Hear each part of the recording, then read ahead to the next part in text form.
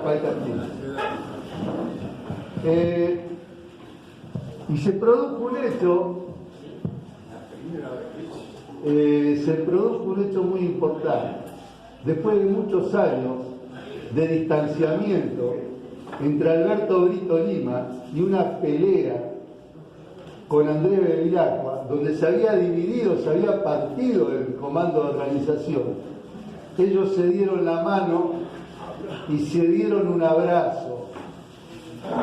Y me dijeron que a uno de ellos se le cantó un lágrimo. Eso es lo que produce el movimiento nacional peronista. Y la verdad que eso fue un 22 de agosto del año 2009. Y a partir de ahí se empieza a mover un poco la maquinaria con el negro Saracho de juntarnos, de generar cosas. El busto de Federico, hoy el encuentro con la Pocha, el reencuentro con un montón de compañeros, hermanados, todos bajo la misma doctrina. Federico fue un gran formador, pero no solo de peronista, fue un formador de hombres, de conciencia, de seres humanos. Federico siempre nos hablaba de las enfermedades, de no te drogues, de cuidar a la familia, de atender a papá y a mamá, de respetar a los padres. Y yo en las noches que por ahí me tocaba estar con Federico, una noche me dijo, mirá, Huguito, dice, acá hay que desterrar definitivamente la vanidad en la vida del hombre. Y creo que todo lo que nos está pasando hoy a los peronistas, porque muchos compañeros tienen una vanidad terrible.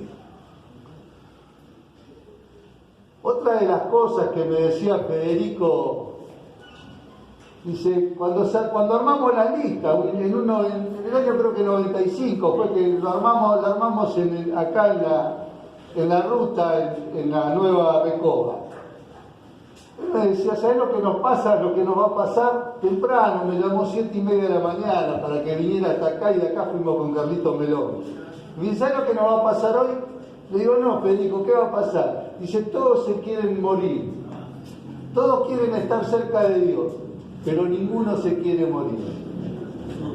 Y eran palabras profundas de Federico. Por eso digo yo que Federico fue un formador de hombres también, no solo de peronistas. Cuando abracé esta causa, a mí cada vez que me veía Federico me decía, cuidame a Luguito, cuidame a Luguito. Lugo fue Francisco Saúl Lugo, un dirigente de Castillo, fue un amigo de Federico. Y Federico me decía un día en privada, estábamos hablando, yo era joven, estaba en la Juventud Peronista con Gabriel Milasoto, con Marcelino Sandoval, con Hugo Duarte, con Capucci, Jorgito Saracho, un montón de compañeros que venimos después de la MTG, de la Mesa de Trabajamiento Generacional. Y Federico nos hablaba, y Federico me decía constantemente, y un día en privada me dijo, dice, lo puse a Lugo de primer concejal, porque sé que es el único compañero que no me va a traicionar. Fue en el año 87 y Lugo fue primer concejal. Cuando ya venían otras roscas que querían el lugar de Lugo para estar cerca de Federico, pero no para estar cerca y cuidarlos, como lo iba a hacer el viejo Lugo, como le decía yo, sino para traicionarlo.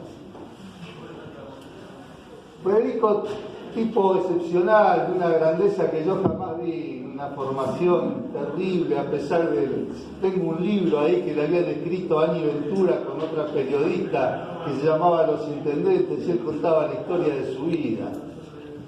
Y él decía, la periodista le preguntó por qué no tenía la foto de Evita, y él decía que Evita era como la madre, la llevaba permanentemente en el corazón. Ese era Federico.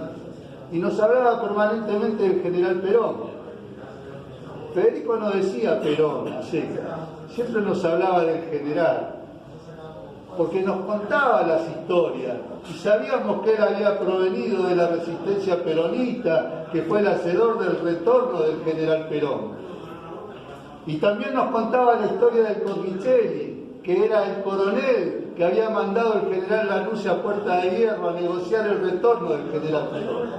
Y en ese retorno el general pide tres cosas: la devolución del cadáver de Evita, el grado de general de la nación, que era lo más sagrado que tenía el general,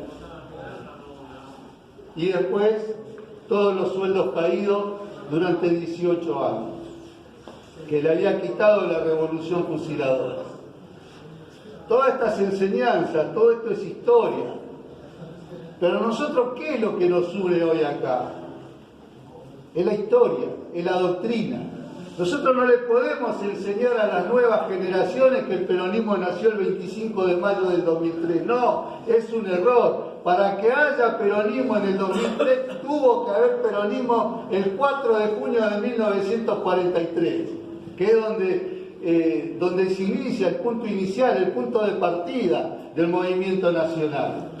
Todas estas enseñanzas que lo hicimos a través de los libros. Un día Lugo me dice: vos estás decidido a hacer lo que haces, porque veníamos, yo en aquel entonces, en el 83, tenía un pool, pero colaboraba en la unidad básica. La unidad básica, siempre le decía yo al viejo, nunca estuvo tan limpia como cuando yo pasaba el trapo de piso, porque era el primero en llegar y el último en irme. En Chavarría 2269 de Castillo.